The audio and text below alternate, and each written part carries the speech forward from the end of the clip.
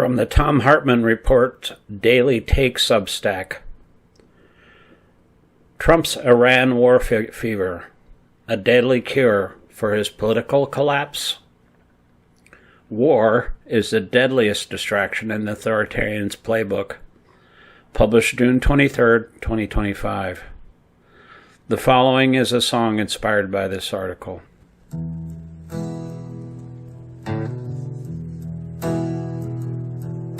He stumbles through the corridors, lost in his own maze. Tweets at dawn, ignites the blaze. Promises made, but none fulfilled. Now he seeks a war to mask the guilt. Trump can't govern, so he bombs. When the polls drop, he sounds the alarms. Distraction's his game, chaos his charm.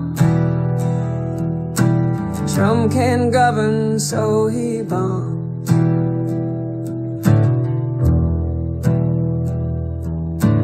Factories closed, the jobs all gone. Blames the world, says he's the one to make us great, to right the wrongs. But all he does is drop more bombs. Trump can't govern, so he bombs. When the truth hurts, he brings the harm. Fires a rage while he stays calm. Trump can't govern, so he bombs.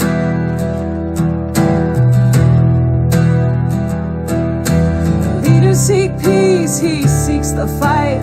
Turns our days into endless nights.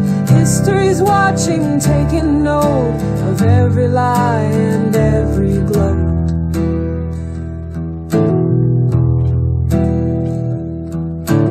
Allies drift, respect decays. He fans the flame, sets hearts ablaze. Instead of healing, he divides. Behind the smoke, the nation cries. Trump can't govern, so he bombs. When questions rise, he drops the bombs. Silences dissent with martial psalms. Trump can't govern, so he bombs. But the people see, the people know, the seeds of truth begin to grow. No more wars to hide the wrongs. We'll write the end to his war songs.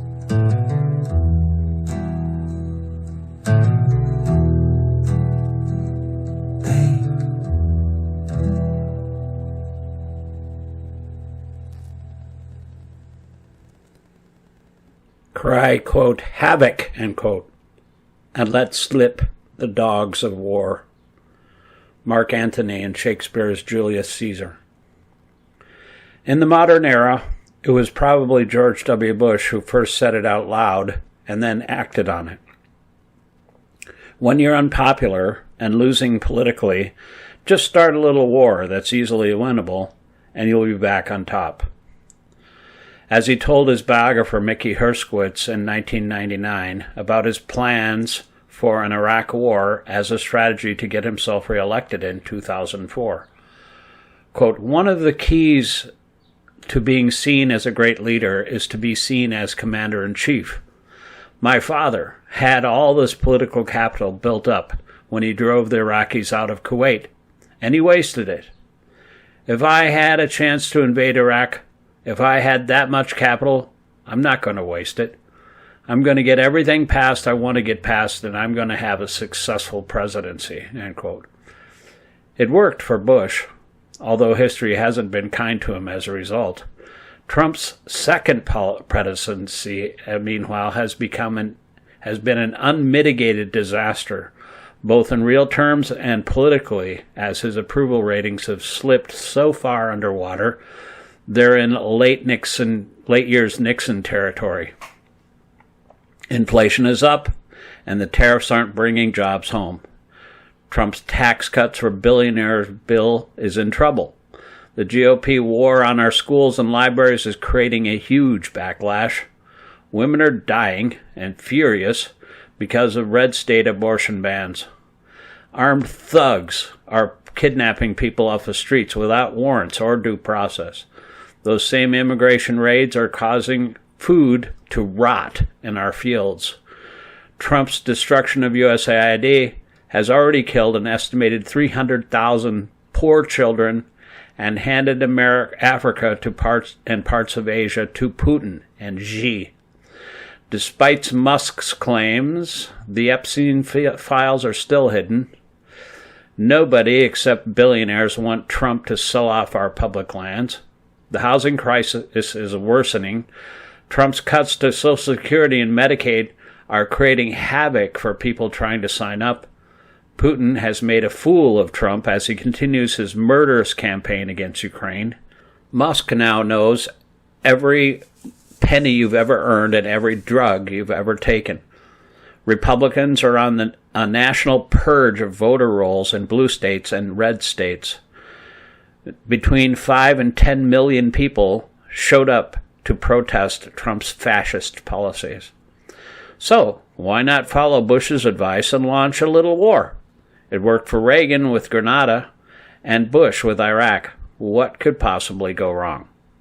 After all, when America goes to war, be it with Korea in 1950, Vietnam in April of 1965, Kosovo in January of 1999, or Afghanistan and Iraq in October of 2001 and March of 2003, respectively, Americans always rally around the flag, the military, and the commander-in-chief.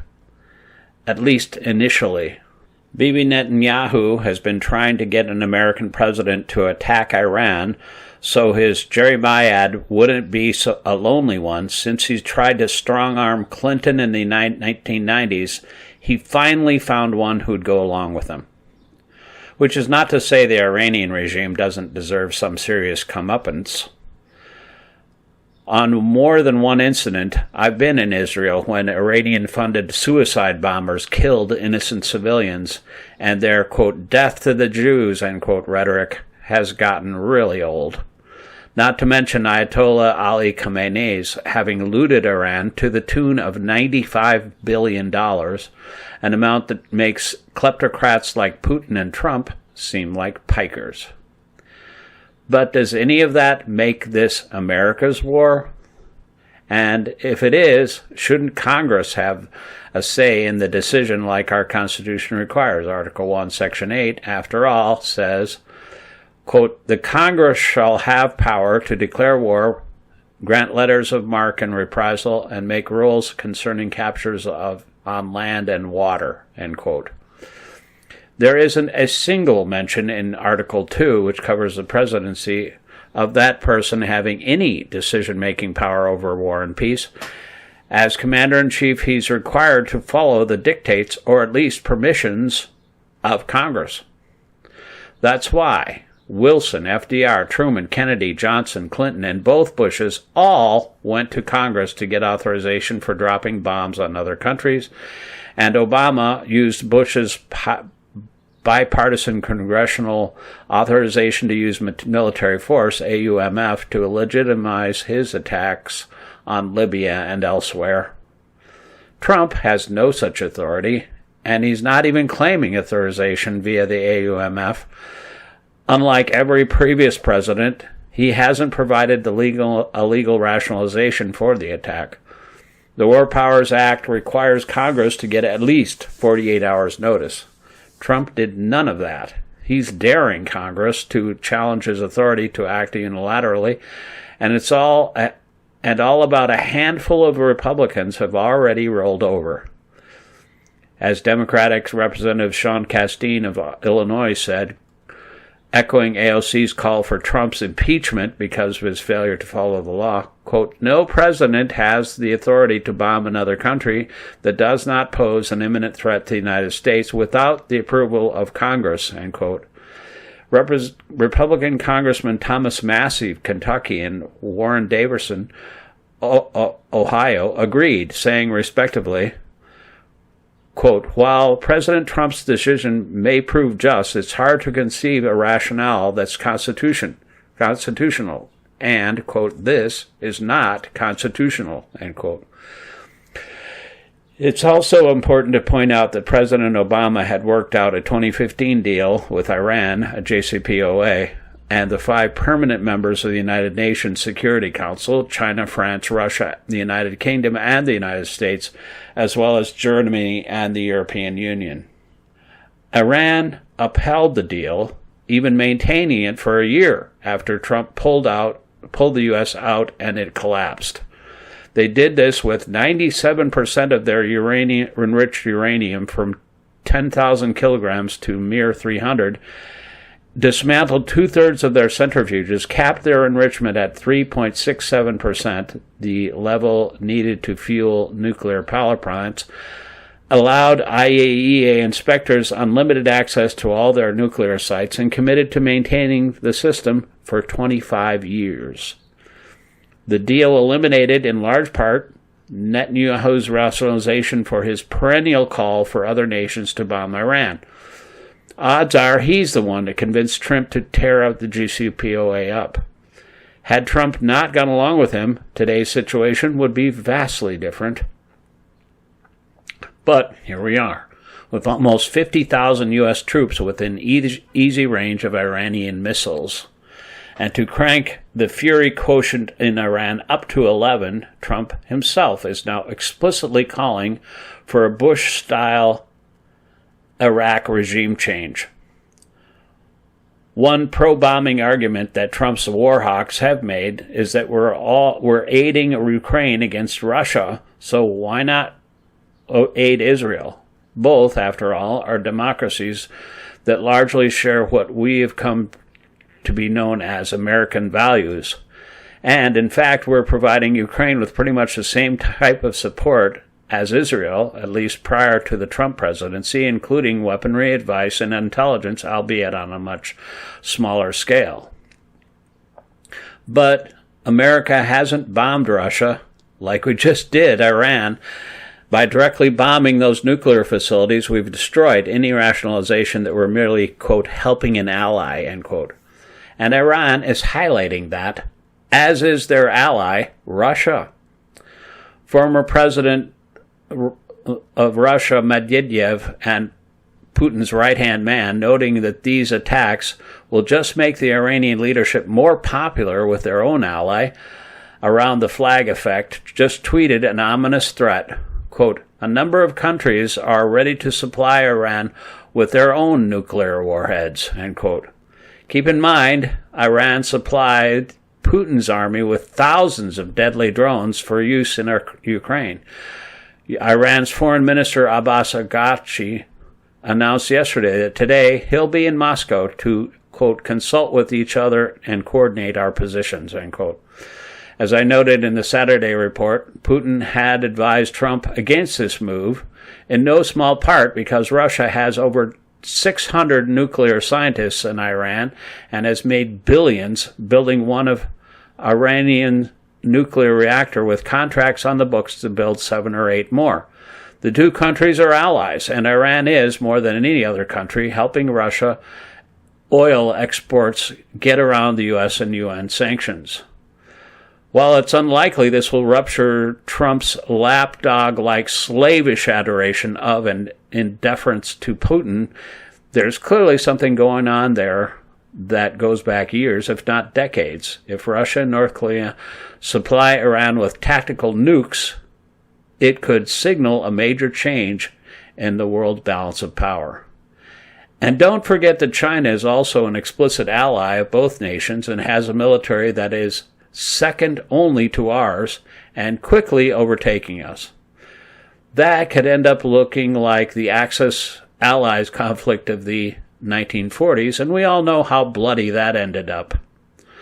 On the other hand, when Trump killed Iranian General Qasem Soleimani in January 2020, Iran's response was relatively mild. 5 days later, they threw a few missiles at the Al-Assad air base in Iraq, injuring over 100 U.S. soldiers. Trump downplayed their wounds, calling the traumatic brain injuries, quote, a few headaches, end quote, and the issue pretty much died. Odds are Trump's betting history will repeat itself, and he might well be right. Iran's supreme leader would probably rather luxuriate in the billions he's stolen from his people than confront our military along with Israel's head-on. Not to mention Trump's tendency to taco, cutting and running when the heat gets turned up. The wild cards here will be the advice Putin gives Khomeini's envoys in their meetings today, and the type of military support Russia may provide. Khomeini's been generous with his Shahad attack drones, which have helped Putin turn the war in Ukraine to his favor. Will Russia return the obligation and help Iran in their time of need? Meanwhile, Trump continues to shoot himself and America and the free world in the foot.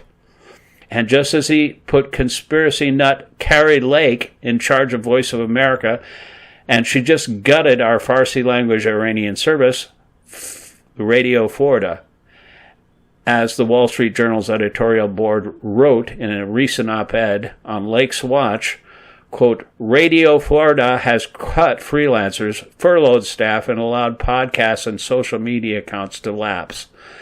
It has also cut back on broadcasts throughout Kuwait transmitters that supported shortwave radio broadcasts in Iran. This old technology remains a critical source of information in times of crisis or social upheaval, such as today, end quote. The initial gutting of Voice of America, Radio Liberty, and the various U.S. foreign language services was almost certainly a gift to Putin and Xi, as the Russian and Chinese language services were among the first to go. But Lake has taken her neo-fascist commission a larger step further, gutting pro-democracy programming in a dozen languages worldwide. Iran is also believed to have, quote, sleeper cells, end quote, in the United States and other countries that could activate and commit acts of terror on the scale of 9/11. Unfortunately, Trump has replaced the intelligence professionals who ran our domestic anti-terrorism agency with a hardcore right-wing MAGA loyalist who's only 22 years old, has no intelligence or military experience, and was most recently a lawn boy and grocery store assistant. But that's merely stupid, putting loyalty above competence, something we've come to expect from Trump and can see vividly in almost every one of his most important appointments. At least it's not unconstitutional. Both the Constitution and the 1973 War Powers Act, written in response to excesses and lies that led to and made a bloody mess in Vietnam, require the president to consult Congress before commencing hostilities against any other nation. While Bush's AUMF gave Trump a loophole, he didn't even try to invoke it, meaning that he's gone way beyond any actual legal authority he has, which is why AOC is calling for his impeachment. To compound Trump's apparent war crimes, he informed several Republican members of Congress of the impending attack on Iran, but failed to notify their Democratic colleagues, including those in the bipartisan, quote, Gang of Eight, end quote, that U.S. law 50 U.C.S. 3093 requires to be notified about any, quote, significant anticipated intelligence activity, including the use of military force. By letting Republicans in but freezing Democrats out at the highest level with the most secure top-secret clearances and proven discretion, Trump has politicized his attack on Iran, making it seem even more than before like what Bush was trying to accomplish back in the early 2000s when his approval numbers were underwater and 9/11 essentially rescued him.